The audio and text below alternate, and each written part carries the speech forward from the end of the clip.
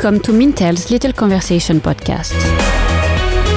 Welcome to Mintel Little Conversation, where experts bring you fresh ideas and new perspectives on how consumers eat, drink, shop, groom, and think. I'm Macke, an associate director at Mintel. Today we're discussing how people get the news and their general attitudes around news media.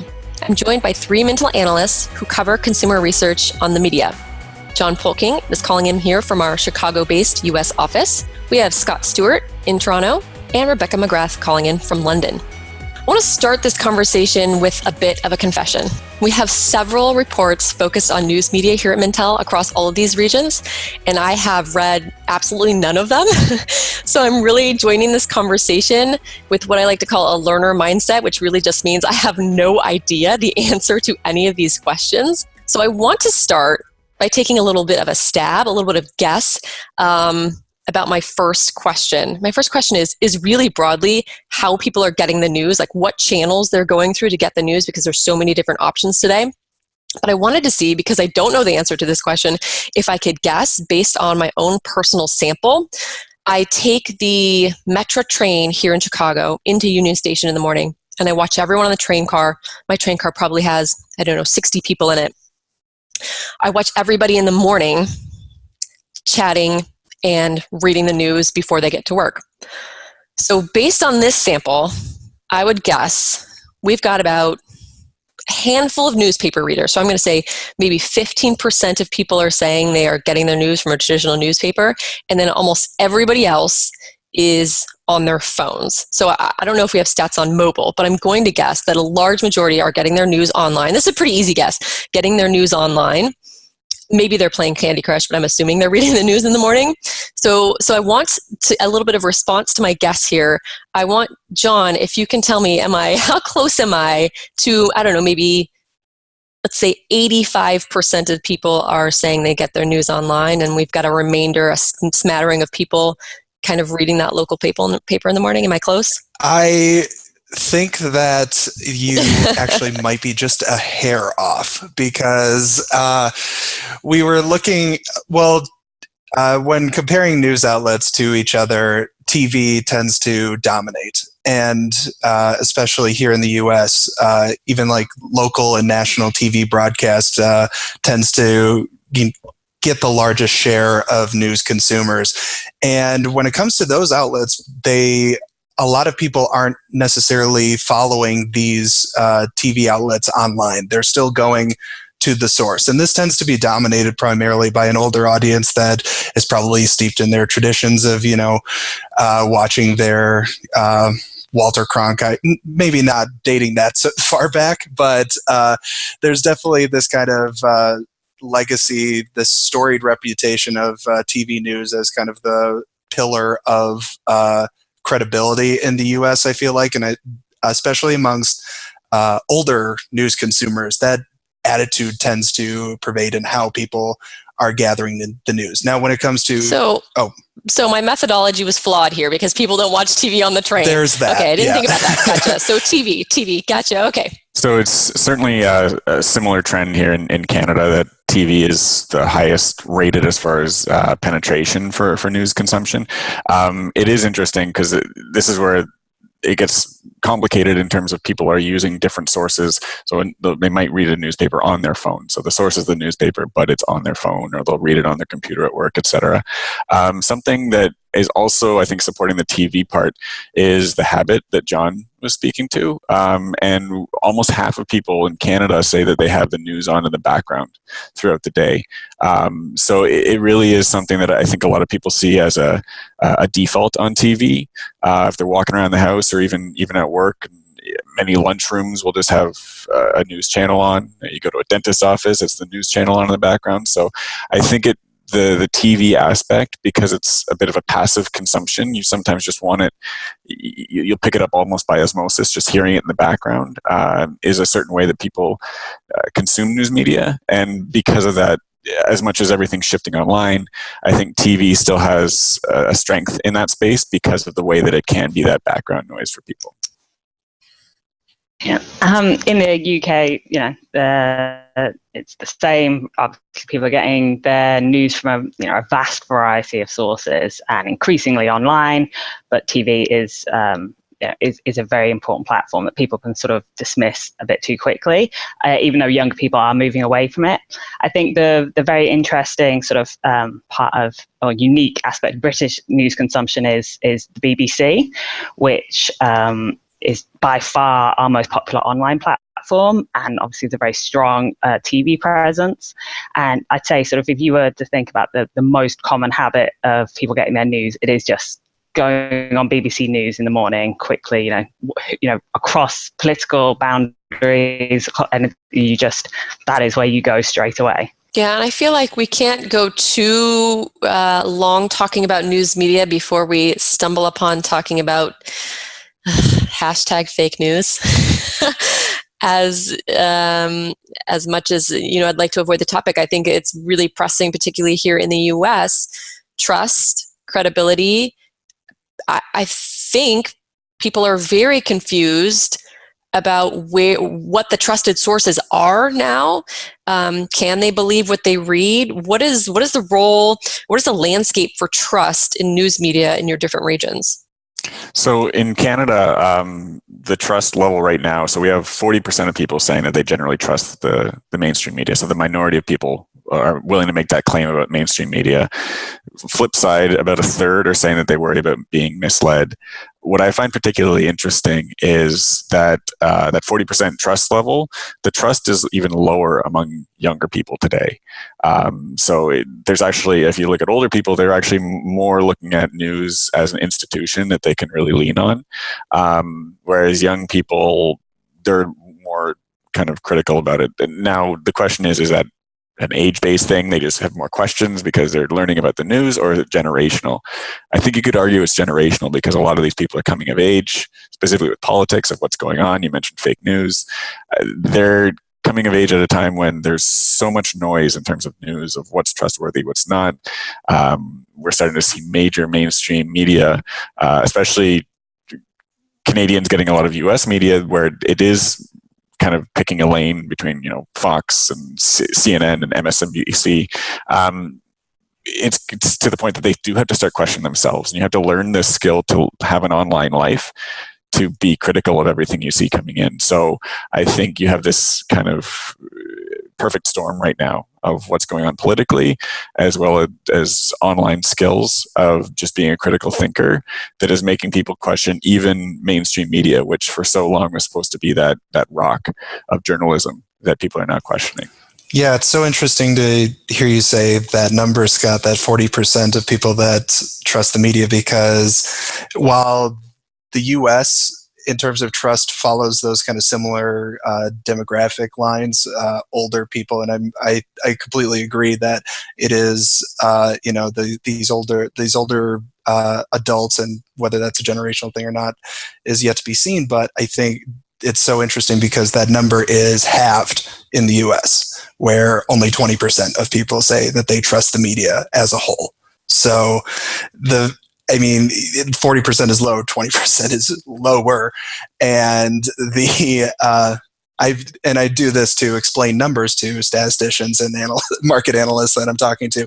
But I think it's fascinating. I feel like how these kind of online, I think a lot of the erosion of that sort of trust has come from the constant conversation and the constant speculation that is happening in these online platforms. And it's being driven by a very critical and potentially very cynical younger audience that is not necessarily thinking that there's one side to every story.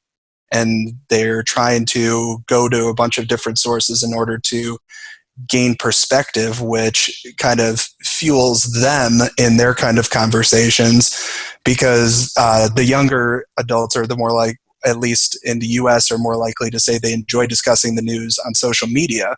So they want to come back with these sort of informed opinions across a bunch of different sources, but they don't necessarily trust media as an institution like the older adults do in the US. And I'm curious to see, Rebecca, if you've kind of noticed something similar in the UK as well, or how that might be changing? Yeah, I mean, it's definitely the case here where we're showing that we see that younger people are, again, less likely to trust news media. They're more concerned about thinking like headlines would be misleading. They're sort of just more skeptical, and I guess it makes sense that as the heavy social media users, that you're going to be particularly taken and worried by the fake news scandal. I think what I've been an interesting trend here is I think the fake news scandal has given a slight push back to some of the sort of older news brands, because we do have a decently high level of trust in our newspapers. We have a lot of newspapers, so how much people trust each one will be different. But we found that while 10% of people only 10% of people trust all the national newspapers they read, 80% trust at least some of them. To be factually accurate. So I think the fake news scandals, I think it's almost been a slight bit of a saving grace in a way for these sort of traditional news brands, that people are like, oh, well, I don't know who to trust. I'm going to turn back to a brand I have a slight more trust in than sort of what I just see on social media. Yeah, and I wonder almost, this is going to be such a cynical thing to say, but if this lack of trust can potentially work in the favor of some more traditional or storied news outlets, in that, can they convert that to a reason to get paid subscribers? Because we know the media landscape is just crazy right now, and part of it is that traditional newspapers are struggling to stay afloat in an era where you can get all of this news online for free. Can news outlets use credibility, trust, journalistic integrity as a reason to convert people into paid subscribers, or is there no hope for the future? Those are your options. You choose one. So when it comes to pay, we have about a quarter of people in Canada paying for their news, which is quite low. I think that's a fair point. Certainly, these news organizations need to do something, because the economics of it just don't work right now. When I look at news media in terms of payment, I see a lot of parallels to the music industry. And what I mean by that is, for decades, we had people willingly pay a good amount of money. You'd pay for delivery, you'd put coins in the box and pay for your paper. People were totally fine with it. And then you have this overhaul where suddenly everything is free. So we look at Napster in the mid-90s, and the music industry just is scrambling, trying to figure out what to do. And it wasn't until iTunes came around and started charging 99 cents for a song, and then now Spotify, et cetera, are charging $10 a month, that they had to shift their model to be a consumer centric, to really fit with what the consumer wants before they kind of struck that deal. I see it the same in news, because a lot of news sites just say, I'll give you 5 articles and then give me $13 a month from now on. And people are like, it's easier for me to just use a few different news sources, maybe just kind of sneakily get some articles on the side, share a subscription. We need to find some middle ground where that value add is there for consumers before they're going to be willing to pay. Personally, I look at something like Apple News, and I think that's one way to do it. One subscription fee, news across many different sources. We'll see where that goes, but certainly something needs to be done. I mean, what the music industry has that the news organizations don't is Beyonce.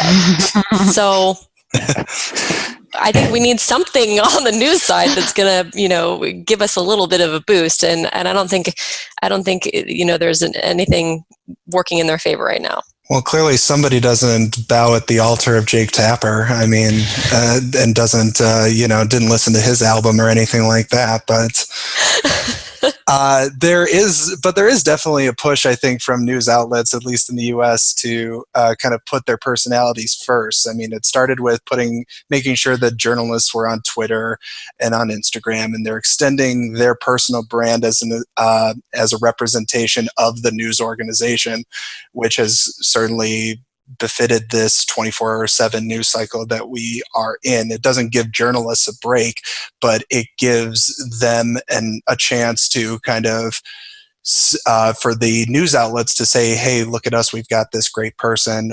And it's also a good opportunity for the organization, or for the news broadcasters or the journalists or the writers to show the other sides to them besides the stories that they are able to tell in their kind of home port, and it's kind of befitting of this influencer culture as well that we are seeing ourselves in. It's people can follow the journalists that they trust or the ones that they find most entertaining. And I think that you look at the messaging from Fox News and New York Times and MSNBC, you look at the way that it's about putting the personality first, but it's also about putting the credibility first. I mean, it's all about, the truth is here. And I think if we're talking about converting into pay, then that's, I think, where a big part is. It's about giving consumers the detailed coverage that they're not necessarily going to see by scrolling through a Twitter feed. Deep cuts. The deep cuts. Yeah, the B-sides. The B-sides of, right. of the news organization, for sure. And because that was by far the number one reason why people say they pay for news, at least in the US. And I think that, there's also a quarter of people that pay for news that say they do so to support a news organization. So, people are, I think consumers, especially in the media landscape, are understanding that even though it's cheaper for them, it's not necessarily, somebody needs to get paid. And they see supporting a news organization that they might particularly align with as maybe not necessarily charity, but just giving people the resources they need in order to deliver the news and the coverage that they deem worthy of that extra pay, extra coverage. Yeah, I think in the UK I think it's been actually quite a positive couple of years in terms of getting people to pay. It's still a minority for sure, but it is higher amongst younger newsreaders, and we are now seeing sort of some of these newspapers come up with fairly financially stable models, at least creeping onto them, of our quality, as we describe them, quality newspapers, the sort of high-end sort of journalism. And they're now really, most of them are pushing a paywall model, and some are finding, quite a lot of success. The Financial Times, The Economist, these aren't huge numbers subscribing, but they're going up. And I think, The Guardian is a very interesting example within this, because they, unlike sort of their rivals, have stayed firmly without a paywall for all of their content, but they have found a lot of success with voluntary donations and membership schemes, and they've really turned their sort of fortunes around over the last 3 years. And it's been sort of quite phenomenal, really, when you're basically just saying, hey, please support us, please donate. And, many, many readers have.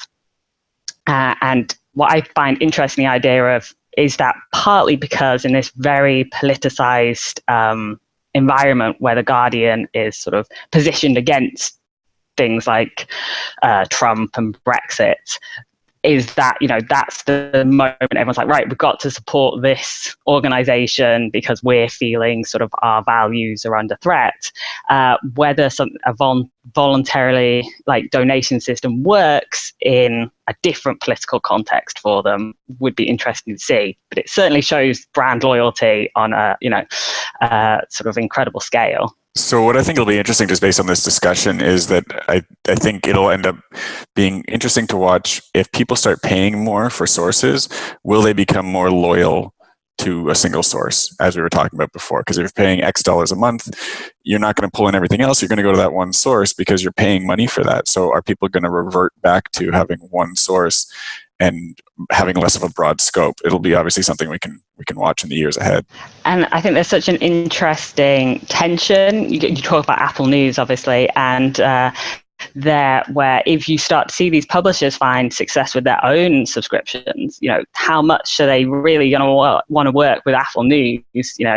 Apple can't have exclusive content on their news subscription anymore, and that tension of consumers being just like, oh, I'll get The Guardian, The Economist, and so I don't need Apple News. So it's a very interesting tension versus sort of, a Spotify model.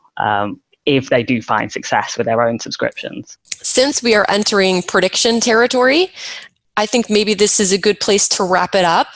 I would love it if you could each go around and maybe, since we've talked a little bit about the younger generation and how their preferences are different, think about maybe in the next several years as these Gen Z consumers who are now, essentially early 20s, late teens, as they move into their own careers and they start paying more attention to the news and considering whether or not they're going to pay for a subscription and all of these things.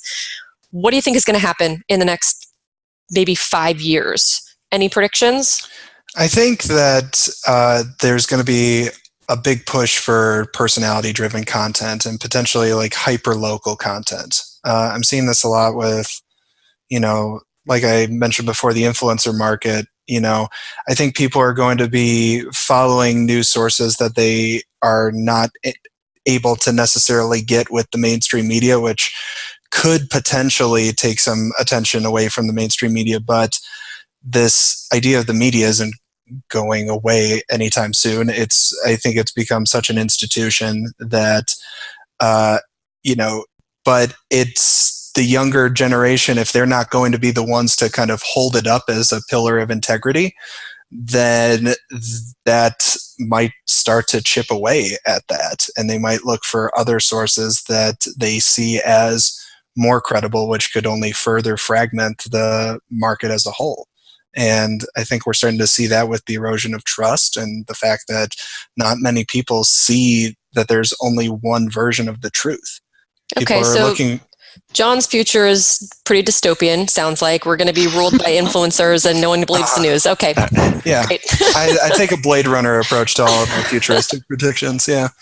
So I agree with that, but I try to look on the brighter side of it in terms of opportunity, and I think there is an opportunity for a news source to become that unbiased, trustworthy kind of bastion again of truth to a certain degree. And what I mean by that is we see so few of the Gen Z trusting the media. That has to be a very stressful day-to-day way of life, to always be critical of everything and wondering about the source and can I trust this? How many times do I have to read the same news to get the full view? There's going to be they'd actually prefer to trust a source. So if a source can come through and be that source and get their bias out of the way, get any opinion out of the way, and just be straight facts as much as possible, I think there's an opportunity for them to kind of jump to the front of the line with that demographic and be that. They can kind of relax finally and just trust somebody. Oh, that'd be so nice. It's so much more relaxing just to go to one thing. Which in theory is, what the BBC is meant to be for the UK.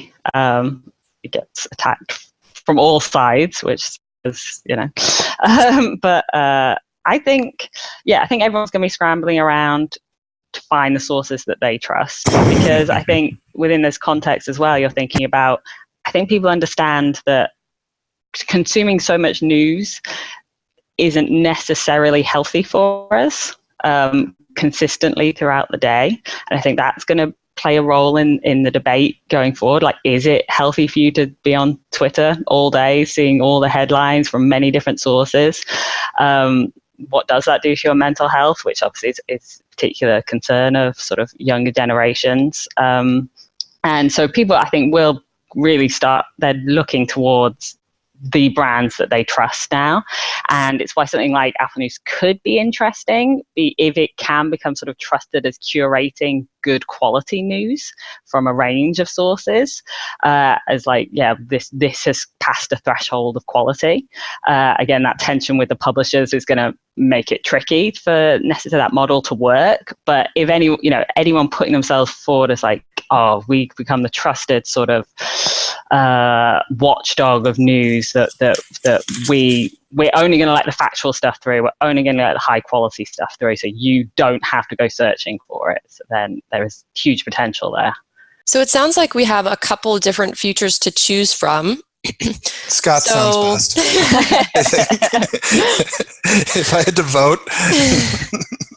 So in the next 5 years, if we see further personality-driven news, if Scott's future, if we see news based in fact, easily to verify fact, or if people just start to shy away from all this news coverage because they feel like they need to regain sanity, you'll know that you heard it here first, Mintel listeners. So thank you for listening. Make sure you subscribe, rate, review the podcast on iTunes or wherever you get your podcast content. We'll be here next week with another episode of Little Conversation.